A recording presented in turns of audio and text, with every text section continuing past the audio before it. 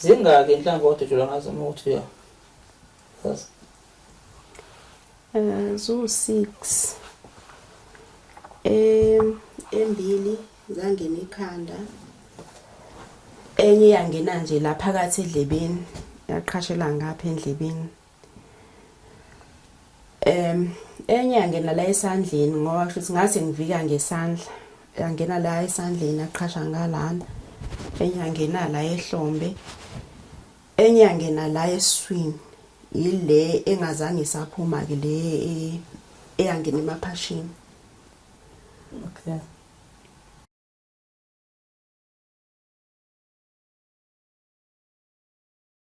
Sicela ungithathe ithuba sinibingelele ntambama nje. Ngokuhlwa kwanamhla. Buyela singapha endaweni zaseThekwini. Asilele ke kanza kwethu kwathulele nasilala. Nyawo lampumulo lokuzivuka ekuseni nje ngabo 3 sibheke ngapha komkhosi. Sifana khona silendo abantu bompangeni komuntu bato. Base siyasibuye ngapha before sivela sizonibona dadewethu. Namhlanje ke sisenyangeni yabantu besifazane eMbokodo. La kubongazwa khona iqhaza nempilo nje abantu besifazane ezweni nokujikelele. Singapha ke kanza kwethu sizohlangana nodadewethu ozozisha igama nokuthi ke unankingane. Dadewethu sekubingelela ma. Ebo, sanibonani. Yebo siyaphila njani? Ngiyaphila. Siyaphila ubani igama? Igama nguThembeka ngowaCebekhulu. Okay. Kephi nana? MC. Yebo. Ucela ubona uthuleleni ma. Yebo, ngicela ukubona uthuleleni. Ngodaba olungiphethe kabi ngokuzwa ukuthi uyasiza ngeke ngamuzwa kolunye uhlelo lasokhosini ngacabanga ukuthi nami kule nkinga engibhekene nayo mhlawumbe ngingathola ukusizakala. Yebo, kwenzakalani inkinga yakho? Yebo, inkinga yami ngazi noma ngayiqala phansi yini. Yebo. Inkinga yami ukuthi ngavula icase.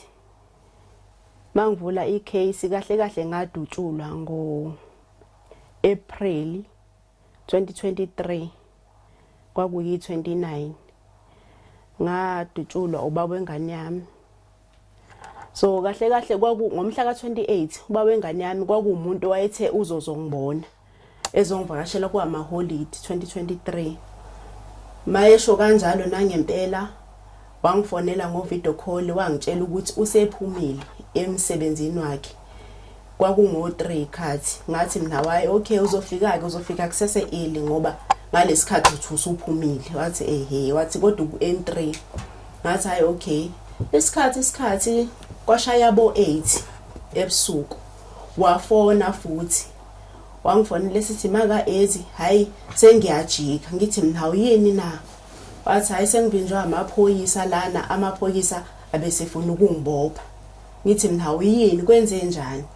Athi nayi ngisuke ngathi ngathatha imoto ngakhohlwa ilicense emotweni ebengihamba ngayo unemoto ezu2 shuthi washiya imoto wase washiya ilicense wathatha enye imoto. Bese ngithi nawe wenza iphutha uthi ungahamba ibanga elide kangaka ungasuke everelem ilicense ungayiphethe ubuthi uzohamba emgwaqeni onjani. Ethi nayi kwenzakale iphutha kodwa sengiyajika ngithi mina uhambe kahle ke ngcono ngoba wakubophanga phele kanjalo ke. Ngabo 1 ebusuku afone sengilele ngoba ngabona imiss call ukuthi ubefone ngabo 1 shuthi ngingayizwa. Sekumhla kabani sekumhla ka29 ngakusasa. Bese ke ngabo 11 aphinda phone ethi imaka ezi angiyithandi into oyenzile ukuthi ungabambi ifoni. Ngithi mina uyazi ngiyabona ukuthi ufonile ebusuku shuthi bese ngilele. Mase ethi ke ngoba bengifuna ukusho ukuthi hayi ngizojika ngiyolanda ilicense ngizobuya. Ngithi mina kodwa kuyafana ukuzofika vele ekseni ngalesi sikhathi usazobuyela le Verelem waphela uthe wena amaphoyisa kuvimbe ngase Hawik. So ubusukude esethi namhlanje ukhonani. Ngithi mina ngikhona kodwa ngizoqala ngiye eMnambithi khona engiyokwenza eMnambithi kodwa ngingamtshela ukuthi ngangiyokwenzani. So ngangizohamba ngiyothelela imoto yami kodwa ngingamchazeli ethi hayi kulungile ngizonyuka umhla ka29 ngalelo langa kwakuyisabatha. Nangempela hayi ngihamba nomunye usisi ngihamba naye esisebenza naye hayi bese ngimtshela lo sisi ukuthi hawo yazini ubaba wengane yami u2 years ngithengathenge nje izintwana ezincane sihambe nalo sisi esilosisi awu ngizombona ngithi hayi kulungile sihlale nalo sisi lo endlini nami abukela iTV ngala mina ngiyapheka sihlale ushaw 7 ethi lo sisi hayi sengiyahamba ngoba nalo muntu akafiki bese ngithi mina hayi gibela lana emotweni ngizodlula ngishiye endlini ngoba manje network ayisekho ngiyomfonela ngimbuza ukuthi usekuphi la ngempela lo sisi ngimbeke endlini yakhe emese ngiyadlula kunendawo efika ibambe network lapho mangifika lapho ngimfonela ngithi mina usukuphi na sengize ngaphuma endlini ngoba inetwork ayisekho ngenzela ukuthi ungamangali mawuthi yangifonela ifoni yami ingangeni inetwork isivedane yaphela ethi yena hayi ngila ku N3 hayi maka ezi ungamangali mangikufonela ngefoni ongayazi ngizokufonela ngefoni ongayijwayeli ngisuke ngathola umuntu ohayikhayo lo muntu ohayikhayo ubenganayo imali yokukhokha wanginikeza ifoni yakhe mina ngamnikeza i100 ngase ngithi mina hawo pho manje kanti ke uthathe nesim card yakhe yini masufona ngenamba yakhe ethi hayi ngizobona nje noma kune airtime unlokhu noma kunayo kungimangazi nje lo kodwa ngithi ayikulungile ngiphindele emuva ngibuyele endlini ngihlezi ke nje kanjena ke ngigade ngithi ngase gateini phela ukuthi uyaqhamuka imoto ukuze ngimvulele ngoba ngihlezi ngilokhile egateini hayi isikhathi hayibo umuntu akafiki kuze impela kube sebusuku mhlambe lapho ngabo 8:02 ingene nangempela ifoni inamba engingayazi ibhale Thabiso Mazibuko ku Truecaller wami bese ngiyanswer le phone ngithi hello so ivoice yakhe ngiyayazi ethi yebo maka Ezi nanokuthi vele ngibiza ngomaka Ezi ubengitshelile vele ukuthi uzofuna ngenamba engingayazi so vele ngene uThabiso Mazibuko bese ethi hayi sengilana emahamsini kodwa ngafika kulezi indawo ebhale wifi so eBergville ke ngiyayazi ke leyo ndawo usuzofika ngalapha engihlala ngakhona bese ngithi mina okay hayi sewuseduzane hayi ngikade ke phela ke sengihleli lo ngigadile lapha egateini ukuthi hayi nje 20 minutes leyo ndawo kayishoyo usuyafika lana uzongiqhamuka nomini isikhathi hayibo umuntu akaqhamuka aphinde futhi afone Thabiso Mazibuko usefona manje okwesibili ngiyi-answer angithi ngiyazi Thabiso Mazibuko huyi hayi maka Ezi sengibe nenkinga lana angena ngalomgwaqo wokuqala onama potholes ngaqhunyelwa amathayi ngicela ukuthi uze bandla uzongisiza ungiphathele uJack uphathe namafoni ngoba ena umnyama lana hawu yimi futhi ngimbuza ubusongenelani ngalomgwaqo lo ngoba uyawazi ukuthi unama potholes uyawazi futhi umgwaqo osijwayele ukuhamba ngawo phela uqala ukuzalana ethi hayi bengingabona ukuthi usungangiqhumisela amathayi yimi ke manje sengivuka phela ngithi ngiyosiza ubaba wengane oseqhunyelwa amathayi eza ngalana akho lutho nje kuthi kusekanjalo ngisaphuma nje yebefona futhi Thabiso Mazibuko ngiyibambe hayi maka Ezi bengibuza ukuthi kuyaphumeka yini bese ngithi mina sengiphumile kodwa phela ngihamba kancane ngoba kumnyama lana hayi ngihambe isikhashanyana futhi esincane iphinde futhi ikhala ifoni ngingabe ngisayibamba ke manje ngisemgwaqeni sengiphumile ngiyeke ngithi mangifika kwenye indawo okuthiwa iseDrunkenisville ekhanyayo nje kunama security bese ngifike ngimisa imoto ngithi awuthi ke ngime la ngimfonele ngibuza ukuthi ukuphi mina ngimfonele ku original number wakhe ngingamfoneli kulo Thabiso Mazibuko ivedani ngifaka ku voicemail ngaleso sikhathi ngiphatha amafoni awu3 namafoni awu2 bese ngiba nefoni eyodwa ye-state okungamela ukuthi ngishiye ngoba noma kunini emsebenzini kumele ukuthi mabe ngifonela bangithole ngiphethe amafoni awu3 kanjalo ngithi ngiyamfonela ku original contact wakhe ungifaka ku voicemail aphinde futhi afone Thabiso Mazibuko ngithi mina khulume mina ngithi yebo kanti ukuphi ngoba sengithe ukuhamba angikuboni phela ngiyasaba kusebusuku esethena hayi woza ama light emoto akho ngiyawabona hayi shuthi ngibone ukuthi hayi lo muntu la phambili kancane ngidlule lapho nginyuka indawo engathi yi-steep hill so mase ngiqedile i-steep hill mase ngiyaqonda mangiqonda kanje nansi imoto ishaya ama-hazards so mina ngihamba kancane ngikhanyise ngo-bright ngenzela phela ukuthi ngibone kahle ngoba futhi sekusebusuku ngibone kahle ngingaze ngimi emntwini orongo ngihambe so mangabe sengiseduzane hawo sengiyambona umile umi phambi kwemoto yakhe lokho ukuthi naye ufuna ngibone ukuthi uye angithi ngivele nje phela uyathi ngiqhama ngala kumele ukuthi ngibone ukuthi hayi sengifikile nami ke ngisasaba ukuthi awunanga ubaba kaEzi sengiyambona ngiyeza ngifike futhi ngipake opposite naye ngithe noqhama ngala ubhekele mina ngiqhama ngala ngibheke ngala so both side ama side ethu there was a long grass ngaleso sikhathi leso ungeke ukwazi ukubona umuntu mathi uhleli phansi noma ngabe kuthiwa kusemini labo mama nje abasikutshani basikabona lo bayatshani basika lapha yana ngeke ukwazi ukumbona umuntu makahleli phansi angiphathi kiwese kebusuku hayi ngifike ngipake lapho bese ngiyehlisa iwind ngithi nawo njani esethi hayi ngiyaphila hayi makaEzi amathayi emoto aqhumile angali ewakhombe kuleli side elingale okudingeka ukuthi mina mangabe ngifuna ukwabona kumele ngehle emotweni ngijikele ngale kuleli side etshanini emesethi hayi ngicela ungivulele ebuthini ngikhiphe uJack ha ngokukhulu nje mina unganaki ngiphume emotweni futhi imoto ngingayivali icapha ngoba phela ngangicabanga ukuthi uzobona ukuthi mhlawumbe ithayi liyavuma yini mangabe lijeka o mangabe kuukuthi alivumi avela lokho imoto sijika uzobuya ekseni ngangitshela nje lokuthi mangahlambe ukuthi lidamageke kakhulu hayi bese ngizingehla ke mina emotweni ngithe nje mangiqeda ukwehla emotweni hayibo khwasha la etshanini yabo sekuphuma abantu ngikhale kakhulu ngibuyele emva kwakhe ngithi baba kaEzi bephume labantu laba bedubuleke ngixolela like mangikhuluma ngaleta emotional you understand ma bedubuleke labantu laba bedubuleke ngiwele khona lana phansi badubula wena yebo bedubule mina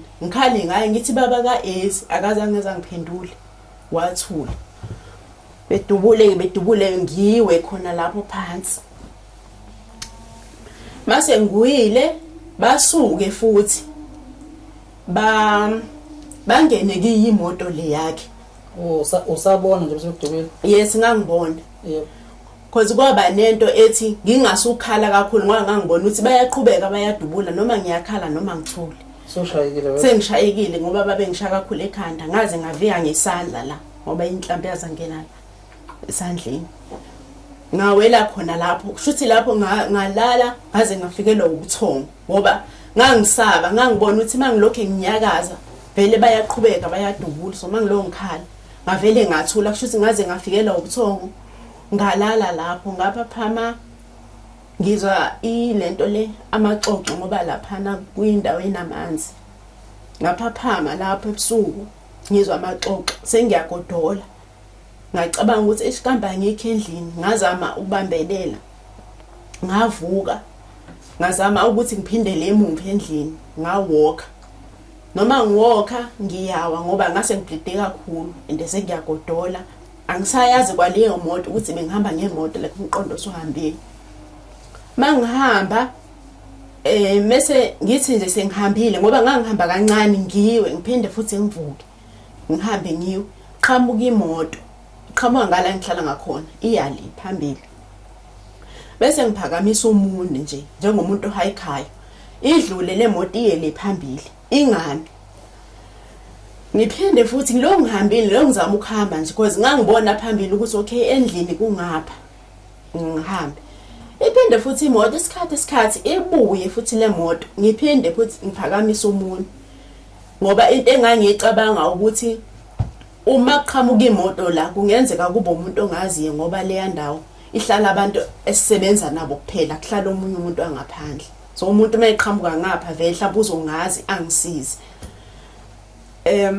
base ngiphinda singihamba futhi iqhamuke futhi imoto isiqhamuka ngapha manje iyale isiya ngamanzi ngasendlini ngiphinde futhi ngiphakamisa umunwe imi imoto behle labo sesilapha ngincike emotweni ngoba nje ngase ngiphelelwa amandla ngivele ngincike kanje emotweni bengikhanyisi bethi hayi bo sisi ngoba siyakwazi nje awusebenze ewater ngithi ngisebenza khona bethi yini ubuyephi ngithi bengizohlangabeza ubaba wengane yami bengibuze ukuthi uphi yena ngithi ujikile nemoto bethi imoto yakhe injani umbala ngibatshele bethi ithini number plate ngibatshele bethi singafonela bani ekhaya kini ngiyisho inamba kasiswami kodwa ngicabanga ukuthi kuyafana ngoba ngangimshiya ekhaya nami ngangisekhaya kwakungama holiday ngamshiya ekhaya yena eselivini ngibona ukuthi kuyafana vele ekhaya network ayikho kodwa ngibanikeze bethi bengibuza ukuthi unayo ni medical aid ngithi nginayo bethi ngcono singasukumisa esibhedlela lesi silapha eBergville ithi ngcono simuse eBusamed befonele umphathi wesiteshi wethu bemtshela ukuthi yazi sithole ucolleague wakho kanje ulimele lana ulimele nje kabuhlungu njengamanje simphuthumisa esibhedlela so ngalala lapho ke bangiphuthumisa esibhedlela eBusamed mabefika lapha yana bafike kwaba yibona bavula icase ngerecording ababe ngirecorde yona ngoba ngangasakwazi ukukhuluma ngesikhathi sengingeniswe esibhedlela ngangasakwazi ukuthi ngikhulumele bavula icase babeyivula icase base bathi abase Harrismith bazoyibuyisela icase yami back eBergville ngoba ngilimalele khona so udokotela washo ukuthi ngeke uyahluleka usafonele ba organizer ihelicopter ukuthi ingihambise manje eBloemfontein ke ngafika khona ke lapho engafika khona ngenza ama operation bangenza ama operation ngangena eICU ngahlala khona isikhathanyana nje ngihlele esibhedlela ngase ngaphuma esibhedlela ngabuyela ekhaya so mangabe ngibuyele ekhaya ngathi ukuhlala ekhaya kwangena icall from umphathi wecala wami uNdlovu eBergville ngangihamba nomfana wasekhaya ngaleso sikhathi maye ngifonela uNdlovu engibuza ukuthi uyabazi yini abantu abakudubula ukuthi babe bangaki ngithi mina cha angibazi ukuthi babe bangaki kodwa wayengayedwa ngoba indlela engezwe ngayo ukhashahasha bakhona lapha esikhotheni kwangasuyena umuntu oyedwa mhlambe babe u2 or more kodwa angibabonanga ethi ke yena ke uyazi ukuthi babe nikezwe imalini ngithi cha ngazi ethi abantu abakudubula babe babili oyedwa wayenikezwe uthi lo muntu ubaba wengane yakho oyedwa wayemnikeza u10,000 omunye wamnikeza u5,000 kodwa ungasho hawu wathi kodwa ungasho ngoba naye uthe angeke leyo nto leyo azayishe ecourt nithi mina uthi yini na uthi wena umondlisa ingane kangayazi uthi akazi ngisho kini hawu lo muntu ngoba bezohlawula ingane Ndlovu ngoba nawe umZulu mhlawumbe sokhuluma ulimi lodwa uyayihlawulana ingane ongayazi esethi naye lo muntu uthi akazi yena nakini ngimangale nje mina uthi akazi kanjani lo muntu kuDisemba bezohlawula ingane yakhe ekhaya uyayazi ingane yakhe njalo nje mayefuna ukuyibona ekhaya nje wazi kahle nje ekhaya uyibona noma kunini uthi uNdlovu hawu pho manje leyo ngane usungaze umdubule pho asathi ke eheni embuza uNdlovu uthi uNdlovu ngambuza ukuthi wayenza ni DNA wathi cha angiyenzanga iDNA wanqaba wathi yena iDNA inganza kuba ziyenzi ngithi mina hawu yini leyo uNdlovu engathi mina mangabe ingane eyisola athi ufuna ukwenza iDNA bese ngithi mina ingane zasekhaya ziyenza zingena phi ingane zasekhaya enganeni yakhe hayi ethi uNdlovu angazi ke kodwa washo kanjalo uthi wena wabona imessage efonini yakho wawucela imali kwemunye ubaba wengane yazi wawucela imali komunye ubaba wengane uthi ucela ukuthi akuphi imali uthi ngambuza wenza njani pho ngaleso sikhathi uthi wavele wayithulela kangasho lutho. Hawu waqhubeka naye kodwa uthi ayi kungimangaze nje ke lokho ke kuphele kanjalo ke hayi ngibuyele eBergville. So ngihamba nomunye ucolleague wami sahamba saye enkantolo sabuza ukuthi kuhamba kanjani ngecase. Safica umshushisi. Wathi umshushisi kwakumsombuluko ngalelo langa. Wathi umshushisi umuntu loyo uphumile ngeFriday, uphume ngebail ka5,000. Hawu, usephumile. Thina sihamba nje siyachana sasazi ukuthi umuntu uboshiwe. Wathi hayi Thursday impela imantshi ithe nje sayolala, sayocabanga ukuthi lo muntu imnike nebail noma ingamniki. Friday yangabuya imantshi yathumela something document esho ukuthi lo muntu lona ugrantiwe ibail. Uthi wayikhipha ngaso leso sikhathi imali wayephuma. Hawu ngokuthini na uthi hey lapho ibail sayi-oppose thina. Sayi-oppose ibail ngezathu zokuthi lo muntu angaphumi. So namhlanje ke imantshi ifikile kumsombuluko. Yona futhi yafila guilty yathi engabe lo muntu akazubuya futhi azodubula ingane yabantu. Uthi ngambuza ukuthi uyisho kanjani lonto leyo ekubeni ibail sibe si-opposile. Sengiyambuza ke mina ngithi ke nina nayi opposa ngokuthini ngoba mhlawumbe into enayisho nani iweek. Ngoba mina uNdlovu ungitshelile umuntu uphuma kanjani uphuma kanjani umuntu kade eboshiwe eshila ukuthi icala uyalivuma. Wathi lona hayibo ulivumile kanjani? Ngamtshela mina ukuthi uNdlovu mina ongifonelile wangitshela ukuthi uvumile ukuthi abantu abawu2 bangidubula wayibanikeze emalini. Wathi yena hayi uNdlovu ulona lo muntu lona akalivumanga icala. Umuntu mangabe evuma icala uyashuthwa enziwe zonke lezo zinto lezo. Suthi uNdlovu lento leyo wayikhuluma naye ubaba wengane yami kangayisho kodwa lapha ku statement ukuthi phela ngithi uyena umseshi uyena okumele athole ama fact point ukuthi yini akayitholile kodwa manje yena lezo zinto lezo uyayihold akazisho lapha yana ukuthi lo muntu uthe wathi waphuma ke kanjalo ke manje ngabuza futhi mina ngama bullets ngoba ngaleso sikhathi bebehlongoze ngathi icala lizothethwa. Ngabuza mina ukuthi ama bullets ngoba nawo engalandiwe kulizothethwa kanjani icala. Bathi hayibo uNdlovu ngoba imoto njena wanikezwa kwathi uyolanda ama bullets eBloemfontein. Ngalowo mzuzu ngangiphethe email kwakumhla 15 ngangiphethe email ngangikhuluma nodokotela ngimbuza ukuthi udokotela aselandiwe nama bullets. Wathi cha ama bullets awakalandwa. Hayi ngakhuluma no station commander ke wathi hayi azolandwa nje before icala thethwa azobe selandiwe. So kuze kube namanje ke angazi noma salanda ama bullets noma walandwanga. Okay ke uNdlovu ke engitshela ukuthi hayi uyobizwa mangabe icala selithethwa njengamanje kusho ukuthi awukakadingeki. Hayi lo ngahlala ngilinde lokho ke lo ngahlala ngilinde lokho ocolleague bami bayaye behambe beye enkantolo mangabe icala lizongena ukuthi nje beyolalela ngoba vele akasa communicate nama ngabe ngimfonela ukuthi Ndlovu icala lami lihamba kanjani kwenzakalani uvele ngayibamba ifoni mangabe ngihamba ngiye enkantolo ngivele ngingamthola enkantolo. Kuthi kuse kanjalo ngomhla ka18 bengise ekhaya eMsinga icase beyizongena. Ocolleague bami bahamba baya kuUNdlovu ngoba icala leli liyadidisa. Bafike bethi liseBergville bethi lisemnambithi. Uthi uyafika eMnambithi kuthiwa likho lelo cala liseBergville. Lisithithizise ke kanjalo ke wahamba ucolleague wami waya khona ngomhla 18 wayobuza ukuthi icase lena ikuphi ngoba ngiyakhona. Wathi uNdlovu wathi uNdlovu yena akasayingeni lo cala mina ngimcekele phansi usefonelwa abantu emva kokuba sesebenze kangaka mina ngicekele igama lakhe phansi lokuthi yena manje le case engathi ithengiwe.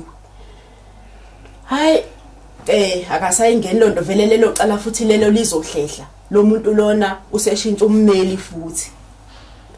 Okay, ngomhla ka-18 mangibuye ekhaya ngidlule khona enkantolo ngiyobuza ukuthi icala eloli ngomhla ka-18 lahamba kanjani. Mangabe ngithola lapha yana bengitshena ukuthi ngomhla ka-7 August lelo cala liyabuya with ama-state witnesses. Bese ngiyabuza ukuthi ama-state witnesses abantu abanjani labo.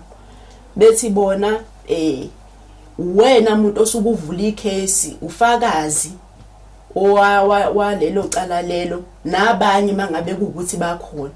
Bengibuza ukuthi abakakutsheli lutho yini umphathi umseshi. Ngithi mina cha kaze ngitshele lutho. Bethi hayi linda ke akumele kodwa kuphela u7 days engakutshelile ngoba kusho ukuthi usuyafuneka enkantolo. Hayi kungenzeki lutho uNdlovu angayibambi ifoni ngizama ukumfonela angayibambi ifoni. Ngifuna ukubuza phela ukuthi njengoba sengitholile ukuthi icala lingomhla ka7 ngenze kanjani ngoba phela awungitsheli lutho wena lo ngahlala uthi uzongitshela noma ngithi ngiyakufonela awuyibambi ifoni futhi awubuyeli kimuza ukuthi hawu ngibonela ukuthi ubufonile ubufuna ukuthini. Akayibambi ifoni. Hayi usisi wami ke azasuke lana yena lona asuke la nge7 ahambe aye lapha ya ecourt eMnambithi. Bakafika lapha ya eMnambithi bethi alikho icala. Kwasho ukuthi kwathayipeka wrong lelo cala lelo lingonyaka ozayo.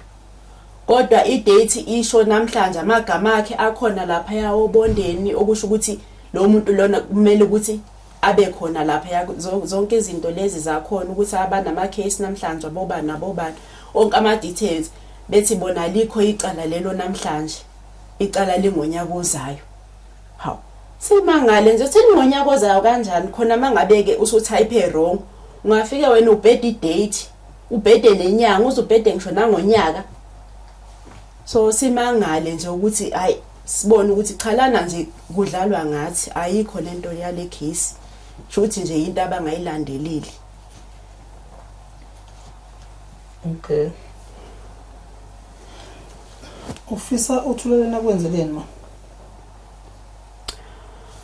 Hey bengifisa ukuthi uthuleleni angisize kule case ukuthi ngithole ijustice ngoba ngathi leli cala alinayo ijustice futhi abanandaba nami mina umuntu ohlukumezekile okunalokho umuntu abanendaba naye yilo ongihlukumezayo ngoba le case iyahlehla kade ngisenokuzwa bilokho ihlehla kuthiwa kusafuneka ufakazi noma sengizwile ukuthi sengiyafuneka nakhona angitshelo bangitshela ukuthi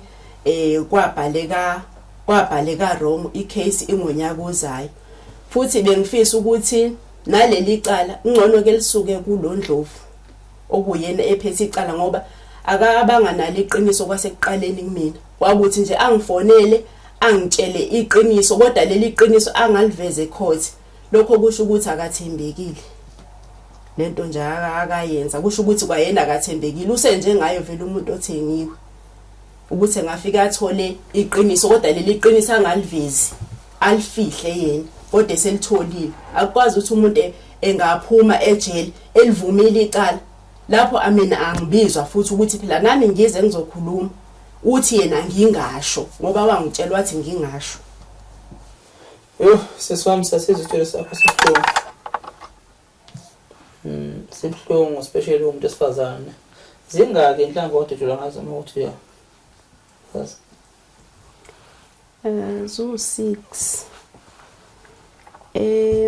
embili zangena ekhanda enye yangena nje la phakathi edlebeni yaqhashela ngapha endlebeni enye yangena la esandleni ngoba kusho ngathi ngivika ngesandla yangena la esandleni aqhasha ngalana enye yangena la ehlombe enye yangena la eswini ile engazange saphuma ke le eyangena emaphashini. Okay.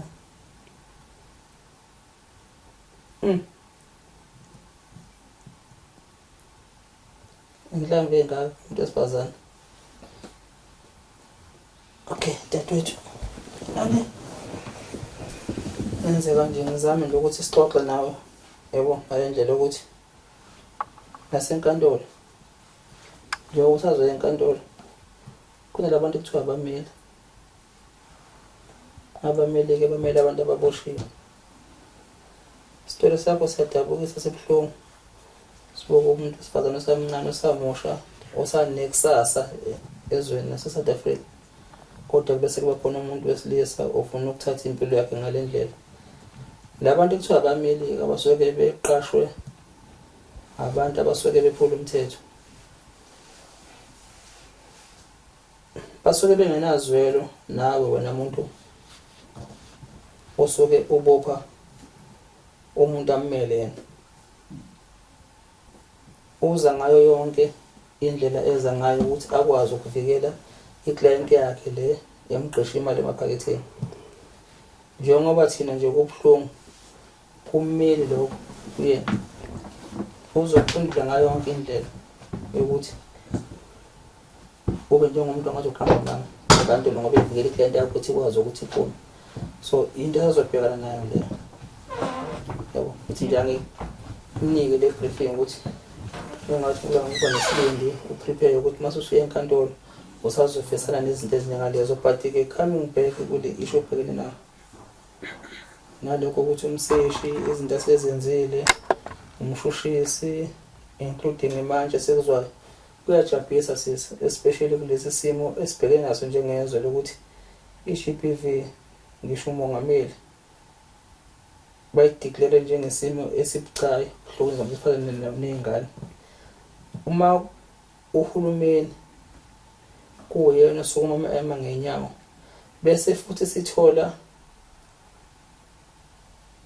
ama department ka government omathathu SAPS, NPA, uJustice bekwazi ukucompromise ngempilo yomuntu esifazane kanje. Kusinika okunye lokho ukuthi baphambana nehlombe. Umqashi wabo ukhuluma okunye bona benza okunye ngoba njengamanje angicabanga mhlawumbe ukuthi ukhulekile ngaphandle impilo yakhe.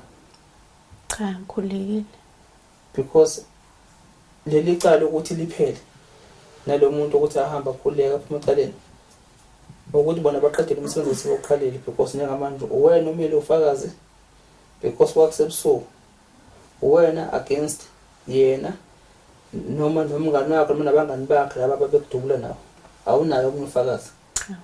So ufana nekhandlela elikhanyisa endlini nokuthi uma ngacima lo khandlela kuba mnyama endlini. Impilo yakho nje ngingasho ukuthi ucompromisewe ngayo sisi. Ucompromise uhulumeni ngokwezinkantolo ngoba ucommissioner nje waziNatal ubaba Mkhwanazi sathi ma discuss ngecase yakhe ngixoxela wakhala wathi izinkantolo ukuthi nesikhathi ziyasenzela phansi because njengamaphosa sawenza umsebenzi ifike inkantolo lapha yenze ngenye indlela. Yabona manje singavuka kusasa sizokunye ngempilo yakho singazi ukuthi leyo manje eyagranda leyo bail ifila kanjani angazi noma ngifuna nokuyazi ukuthi into lemuntu esifazane yabo angidingi ngisho ukuyazi because but angimbone kudeserve ukuthi abe kulesa sihlalo bangathi mhlawumbe semnyango no wrong but-ke akhona ukuthi simjudge.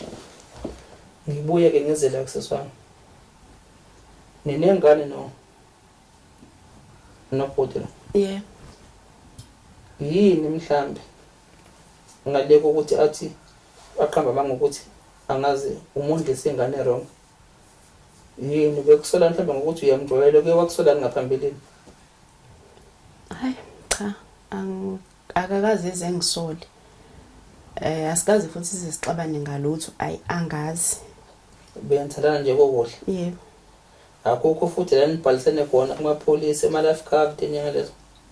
cha asikazi nje size sibhalisane indawo kodwa into ake wayenza ukuze kube ngathi ngiyayisola engakwenza lokho behind ngaphandle ukuthi mina ngimnikeze i-ID yami ngoba ngikazi ngize ngimnikeze i-ID yami futhi akayazi kodwa into akayenza uke wacela isitifiketi somntwana wathi ufuna ukumfaka kuma nomination of beneficiary emsebenzini wakhe. Ngaxoxa futhi ekhaya ngaxoxela uma ngamtshela ngamchazela ukuthi kusuke kwenzakalani okuyinto enhle futhi ke lokho ngamnikeza. So isitifiketi samanje somntwana siba ne-ID yomzali wakhe okuyimi sine-ID yami mhlawumbe engayisebenzisa lapho mangabe ukuthi unenhloso zokusebenzisa i-ID yami mina ngingazi. Okay, nami ngiyabuza nje because ngizama ukubheka ukuthi ngabe yini izizathu nemotive emini ukuthi songaza kubaleka buhlungu kanje ngesihluko esinje, ngoba angazi South Africa ukuthi lento yokukhava kwabantu yiphi indlela mhlambe nawe lapha ekhaya ubukela ongakwazi ukuthi ube ne-access yokuzichecka si-checka naphi nawe uyi-check-up ukubheka ukuthi ungabe uhamba nje kanti uyikhava yomuntu nawe uyakubuka nje ukuthi hayi uyavuthwa lo kotapheya wami lo ngoqhumisile wena wazi nje uyahluphekela nawe ufuna amatopo ngapha kanti umuntu okukhavile ngapha uyazi ukuthi awu kwavuthwa lokwamanye ngiyaqhumbuza manje yabo. Ngiyayibuza nje ukuthi engathi singaba le information nokukhuluma sibeke lobalo ukuthi hamba nomuntu noma ubani akwazi ukuyichecka ukuthi awukhaviwe yini. Mangabe uthola ukuthi ukhaviwe ungazi imapha ama steps okufanele uwathathe, because nalezi inkampani ezikhava abantu nazo zirong ukuthi uma ngikhava wena bese zingakwazisi wena umuntu okhava ukuthi nangu sibani bani ekhava thatha sikubize wena wazini ngokukhava kwakho kanje ukuze nawe ukwazi ukuthi hayi angihlangene nokuthi angivumi. Yebo. Uma kuzoqhubeka kanje futhi baningi abantu abawubulawa njengamanje nje obengaphandle ngebheli ninengane niyaxhumana naye? Cha, asixhumana. Anifonelani? Cha. Nengane futhi ayikazi yebo? Cha. Ekhaya bathini ma? Ngabela ngithi uhlawulile umuntu? Yebo. Umkhonyana wala ekhaya? Yebo. Wile mhlawumbe besazoqhubeka lobola? Wahamba impela esho kanjalo ngoDisemba ethi nje maduze nje uyabuya uzoqhubeka. Nakho ke sebuya kanti usezodubula. Ekhaya bathola kanjani ukuthi usudubulekile? Ekhaya bathola ngokuthi omunye ucolleague wami bamfonela kanti naye vele usekhaya owasemsinga naye. Yes. Bathi sicela ukuthi uphuthume kubo kaThembeka uyositshelela bona ukuthi utholwe abayosisi elimele njengamanje usesibedlela. Bathola kanjalo ke. Awuseswapho? Yebo. Nafika esibhedlela sasa? Yebo, safika esibhedlela. Wafika ucolleague wakhe. Xa kunikana nje. Yes. Wafika ucolleague wakhe ekseni efika ekhaya njengoba yake wachaza ukuthi ubeke wafona washo ukuthi inetwork akangitholi, and then watheleka ke ekseni it was around abo 9 mayefika ekhaya, and then mayefika apaka imoto bese simnikeza isitulo bese yahlala, and then uma bese yambuza ukuthi bese yachaza yena ukuthi ubani wakabani usebenza noMthembeka. Uma bese yambuza ukuthi hawu uyaphila yini uThembeka, hayi bese yaqala kusisi aqala phefumuleke manje abuza uma ambheke emehlweni, then bese ethi usisi ke njengoba ngilana nje ngize ngoba uThembeka akekho right usesibhedlela udutshuliwe. Uma ke azange sabuza ke lapho ke njengomuntu omdala wasuka nje waqhuma ngesililo wakhala ngoba nje kuma kwasegreen ukuthi shoot ingane yakhe isishonile. Usisi mhlawumbe yasaba ukusho ukuthi alibeke ngembaba ukuthi usisi useshonile esibhedlela. So ngathi mengiphuma ngangisendlini mina ngibezwe bekhuluma sengibona uma esengene esekhaya usisi ke bese shoot uThembeka wamtshela igama lami kanti usisi vele mina ngeke ngasebenza naye before, so ngiyamazi mangifika kuyena, and then bese yangichazela ke bese ethi ke esibhedlela balindile ngicela uzame uphuthume uye khona or ubafonele on your way to esibhedlela. Hayi masinyane ke bese sangisageza saphuma sangena emotweni mina nabanye bomndeni ekhaya usisi wami nosisi wami in-law saphuma sahamba sibheke endleleni CTCM eBusamede Harrismith la admitwe khona, then endleleni bese ngiyazama ukuthi sizama ukufona mesifone esibhedlela then bese siyabathola bese beyasichazela ukuthi isimo sakhe asikho right. Njengoba isimo sakhe singekho right, udokotela usenhlelweni ukuthi uyamtransfer to eBloemfontein ngoba kunama specialist lapha ama neurology khona. So bese besitshela ukuthi ningabe niseza lana, nina vela nindlule straight eBloemfontein ngoba vele ihelicopter isibhukhiwe sisendleleni engizohamba ngayo. So sizame ukudriver ke, sidrive ke sihambe nendlela siyazi. Hayi sihambe siyabuza asifiki la siya khona. Hayi basitshela ukuthi masichaza ukuthi sikuphi nendawo, hayi basho ukuthi hayi ngathi nihamba kancane zamani unyathela. Hayi sifone bengifonele esibhedlela kasho ukuthi base beyithola inamba yami, kwakubhaliswe inamba yami phansi. Bengifone udokotela abuza ukuthi sikuphi, sichaze ukuthi sikuphi, ethi singathi nikude kodwa enizame ngoba ngo8 ngiyamthatha ngimse theater. Hayi sizama ukudriver sihambe hayi kuqondakala ukuthi akwenzeki asifiki nokudriver ngishesha ngijwayela ngingakujwayelanga. Bese kuthi sekuzoshaya u8 udokotela athi angeke ngisakwazi ukukulinda for i-consent ngoba kuyaphuthuma, kumele ngicela ukuthatha i-telephonical consent. So ulayisapha kakhona ke imoto ke sakhuleka ke sakhala sacela ukuthi uNkulunkulu esisize ngoba ngendlela udokotela echaza ngayo, indlela nami engazi ngayo umuntu mayelimele ekhanda usuke ulimele ulindele noma yini engenzeka kuyena because ikhanda liphethe indaweni yengizomzimba kwathinta kubuchopho. So ziningi izinto engenzeka kumuntu. So sihambe I think safika lapha ngabo 10 samfica sese theater vele.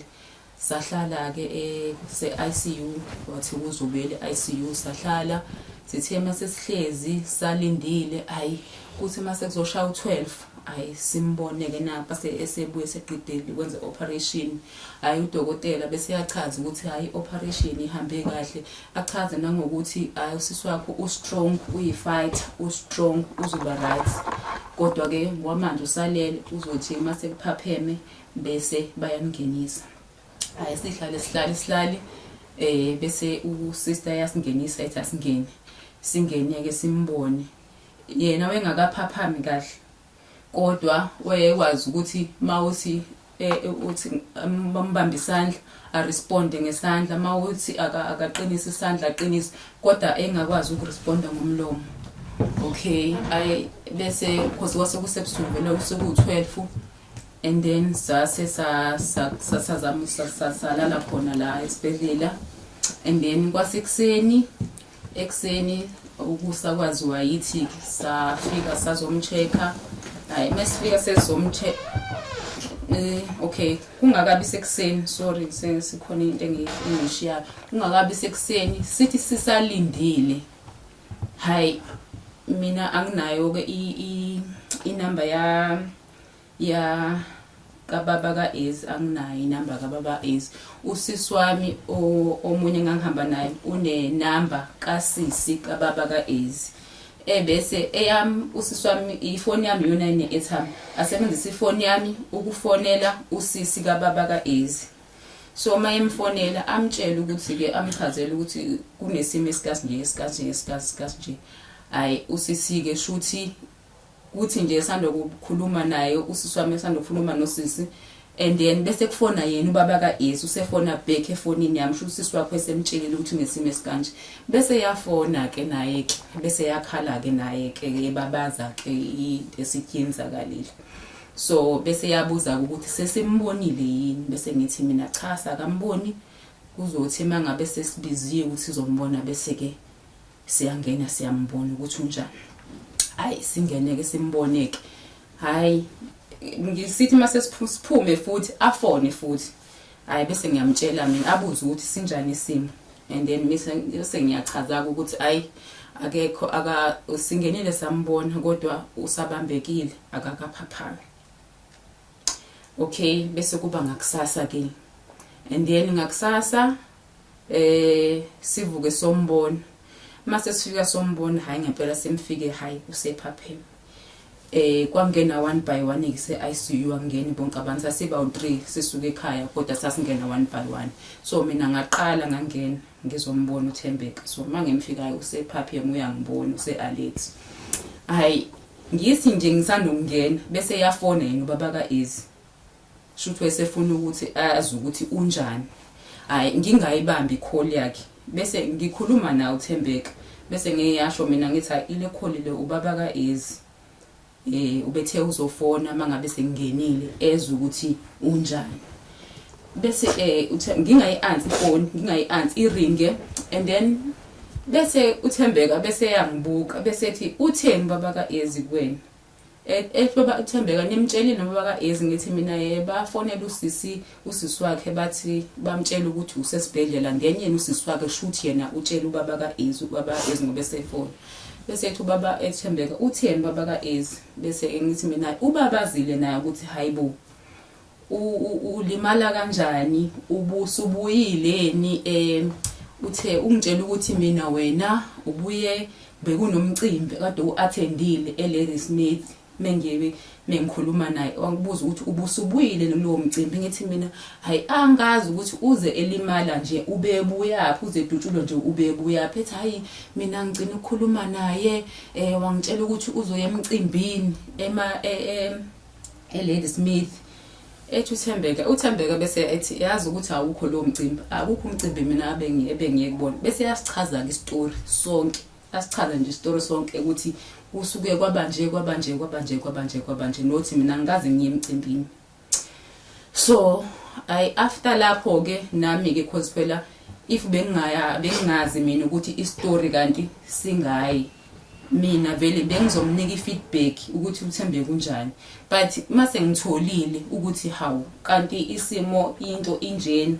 and then mase fona ke angangabe ngisamchazela ngesimo sakhe ngavele ngathi akaphaphami ngizange ngimtshele icondition yakhe ukuthi uya improve ngavele ngathi akaphaphami since njengoba kade ngimgcina izola akaze phaphami and then waba umuntu ozozombona yena wathi uzodraba azozombona hayi ngilindele ukuthi umuntu uzozombona okay bese siyabona ukuthi akwakulula ukuthi sihambe ake simlinde athi ukurecover kancane ukuze sizoba mase sibuyele ekhaya sizoya nento yabo ephathekayo ukuthi sesimshiye njani yena use-alert impela useyakhuluma kodwa ake simlinde ukuthi okay salala futhi olunye usuku mase ephinde futhi efone yena hayi bese ngibuza mina ngithi ukuphi baba kaEzi ukuthi uzoza angangasho lutho angangayenza sengathi khona into akamtshele yona uThembeka because ngithe vela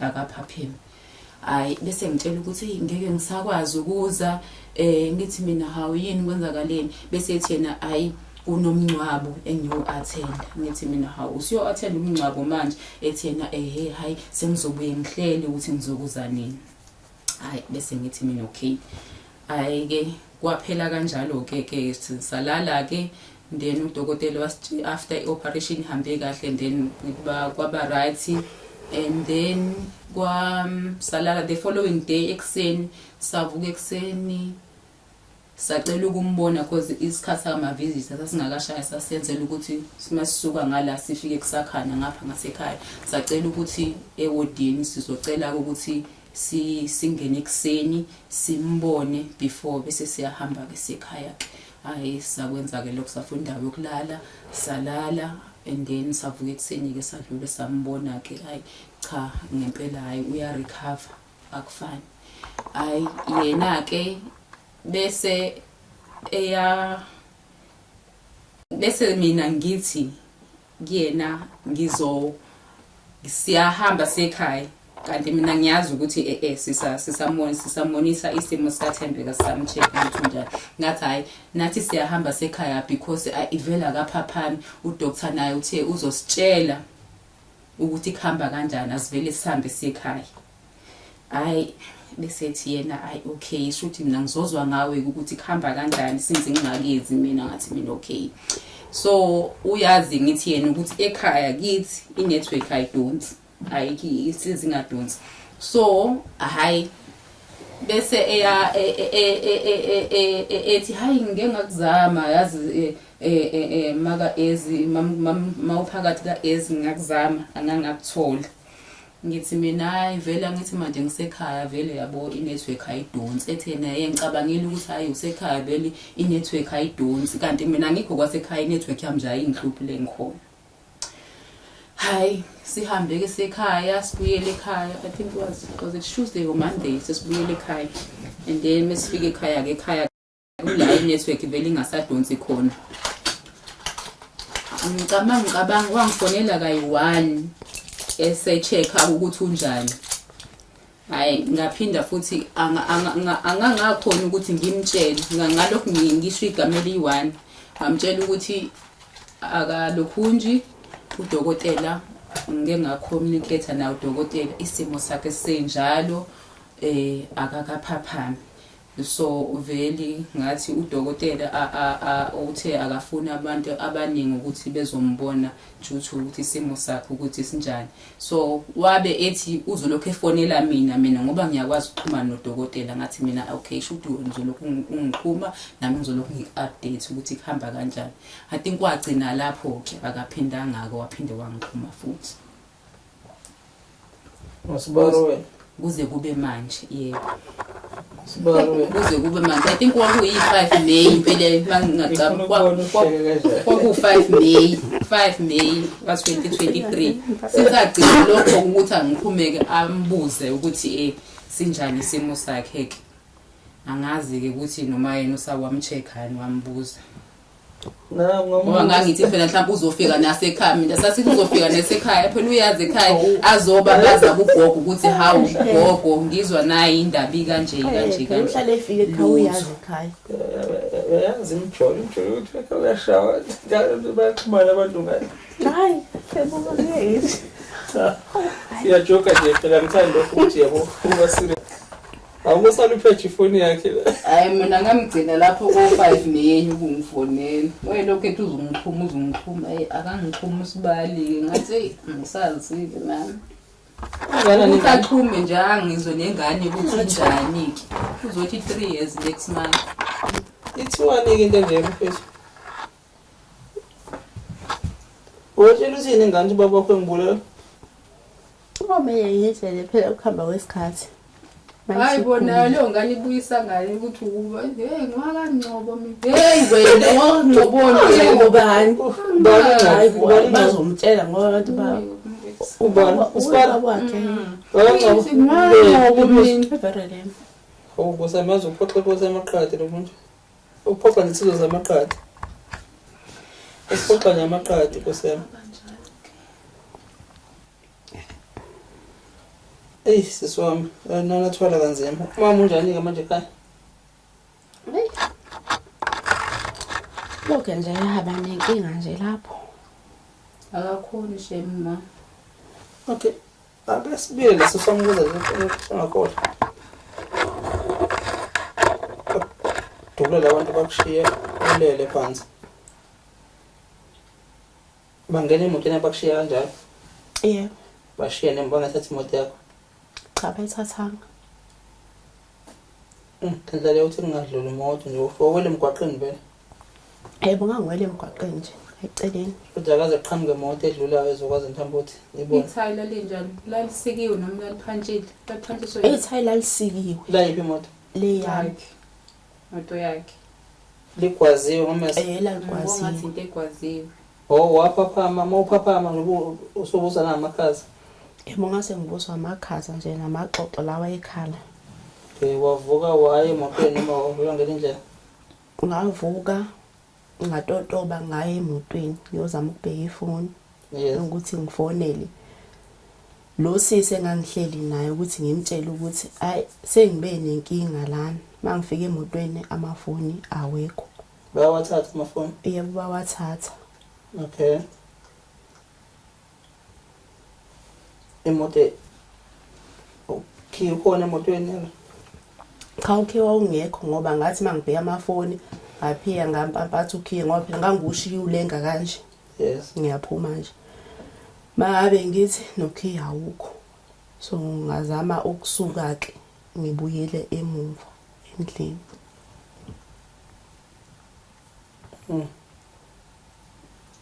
Dladla leyo nje sibabonge labo sesabaqhamuka nje.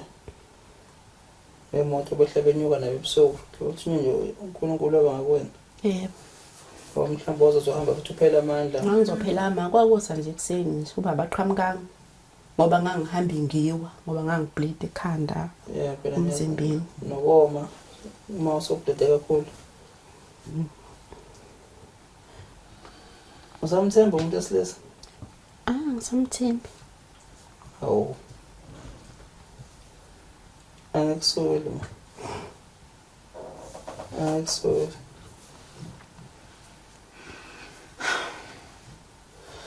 Hey, waze walikhona dadewethu, waze walikhona. Ya Nkosi yami. Ya so yokulela sisi South Africa izocabanga izothi amadaba lakho bakulwele nenhlaka zonke lezi labantu besifazane ngiyacabanga ukuthi sizwana with the case ofuneke ba rise up ngempela against ukuthi usesathola justice njengoba ngisho nje ngithi between umseshi umshushisi nemanje ukhona kubona ofathuzayo wakembula ngempilo yakho ngaphela manje labantu lo muntu wakudubula abakudubula imali phela bayidlele lokuthiwa bayinika 15,000 ngicabanga nje impilo yakho makuthi 15,000 impilo yakho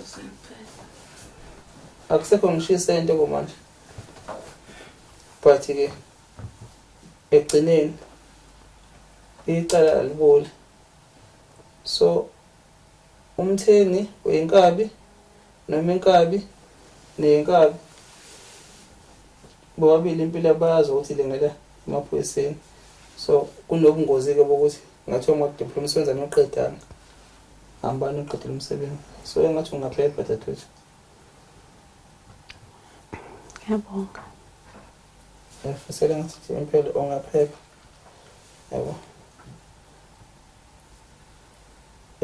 Weze likhonde lento angisho ukuthini ingane phela lethwa uNkulunkulu yabona ngiyicabanga lento bona ke abasemzini osikuyiza labo olibengane sebafike bazobheka ngoba phela nje ezwe umfowala nawe udadabo wakhe ukuthi udubulekile usikhuza wabo sebafika bona uzobheka uzobona usikhuza wabo. Ayi cha asikaze sibone imoto. Hawu nomndeni wonke nje akufela abafoni futhi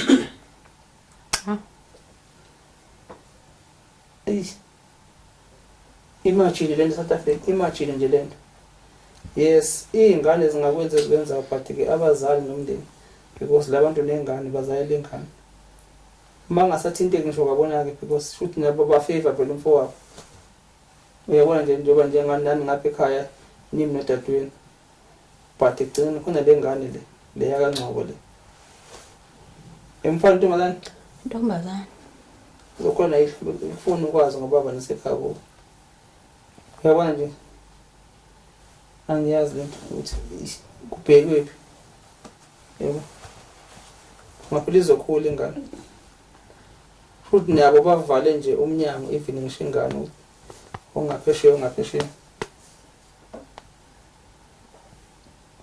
no sizozama sesikulekelela ukuthi udaba lapho lukwazi ukuthola i-attention edeservayo.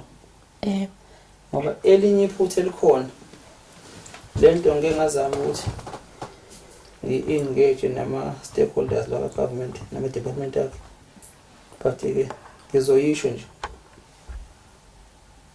abantu ngaphandle i-society at large abekho aware ngokuthi umthetho usebenza kanjani bonke up until uze ube kwi-situation yokuthi ufisana nomthetho lapho nohamba ubuza ngendlela ukuthi kwenzakalani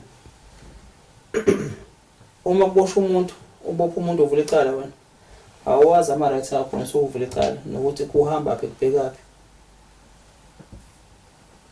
phoyisa lekutsheli umseshi akakutsheli ukuthi swami lo uvula icala emabhudo uvula icala kuzohamba kanje uyoze kufike la kuyima kubizwa enkantolo ngoba isikudinga asikho isidingo sokuthi ungeze enkantolo kwamanje i-communicate into njengaleyo ngicommunicate namaphoyisa ngizama ukuthi ake kwenziwe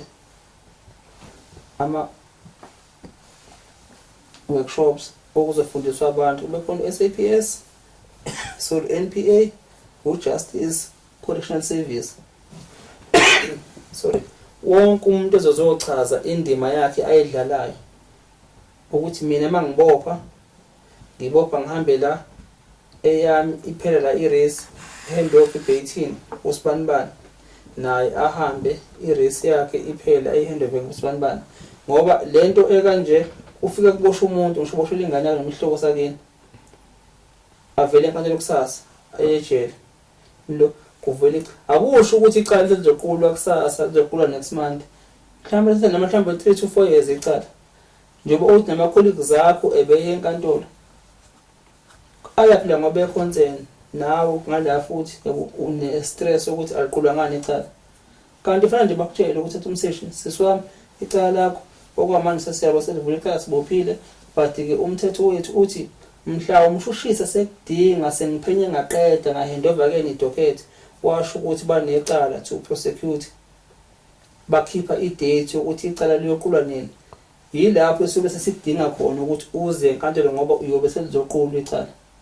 Wonke lo 3 years or 4 years kumele locala lokuremand kuwena, it's a waste of time lokuthi uye enkantolo, ufike enkantolo kanje angene ebhokisini oboshiwe aqede kuthiwa remand apho mayigudukele nani nisanibhala ngaphandle nomseshi akekho ngisho lapha enkantolo ngoba akezi umseshi uza mangabe kuthiwa kune bail hearing ezoba sekuqulwa icala, nifika akekho umseshi sitshela ukuthi ubuza ngomshushisi futhi hayi mhlawumbe akhombe kwena umseshi angazi umsebenzi ngathi ababuza kumseshi because naye kuba nesikhathi ukuthi i-docket lize lihandover kuyena umshushisi la suke seqede khona umseshi asho ukuthi no sinale icala lokuthi ngempela singangena enkantolo, therefore set a date usungamtshela ku complainant ukuthi ngosuku lokuthi uyoze enkantolo.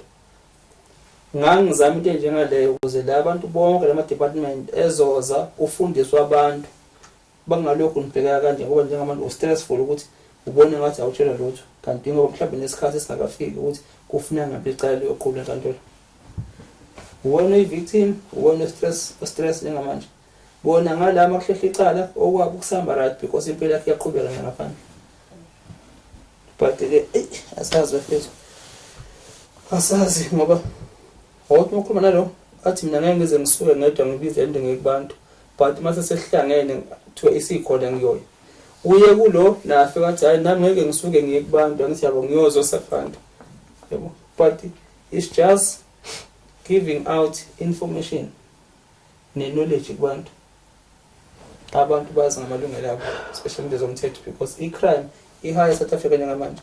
Abantu kuyadinga ukuthi bazi ngamalungelo nokuthi kuhamba kanjani but ke hopefully ukuthi kuyogcina ke noma ngasenzeka mhlawumbe basizwa kahle njengethweleni mhlawumbe boze kufike nabo kuma sethi zabo ukuthi maye kuyadinga impela ukuthi le program siyenze sifundise abantu. But ke asithembe sesizokuthola ubulungiswa. Sibonga nokuthi lo uyaphila. Nokufuna ukuqhubeka nempilo. Yeah. Uzoba right. Angizoba right.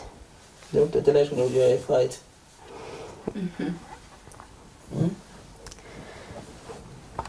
Okay. Uzoba right. Yeah. Ekuseni ke siyangena ukhosini.